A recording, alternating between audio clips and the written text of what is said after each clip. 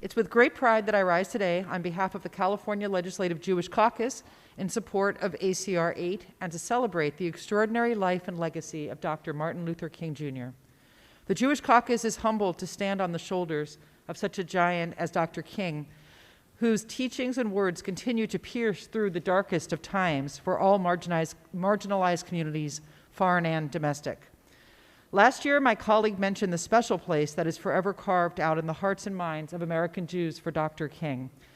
I would like to paint for you today the image of 1,000 rabbis during a celebration that the Reverend Martin Luther King Jr. attended in celebration of beloved Rabbi Abraham Joshua Herschel in 1968.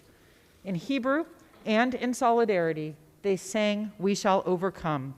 And colleagues, I cannot think of a more timely song title for our nation. We shall overcome these trying times because we have had the pleasure of learning how to respect and how to love each other from Dr. King. His powerful message of equality and justice are also the cornerstones of my Jewish faith and our tradition. In fact, the concept of Tekim Olam, which means to heal the world, is embodied by all of Dr. King's actions and by his legacy. And on this day that we remember Dr. King, I'd be remiss if I did not mention the power of hope that he has provided for all generations that have followed him.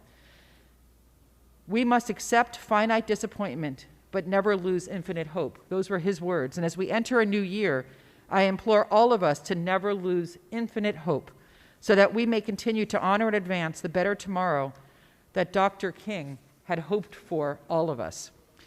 This weekend, let us remember Dr. Martin Luther King Jr.'s vision of love, his zeal and belief in freedom and justice, and his hope for a better tomorrow.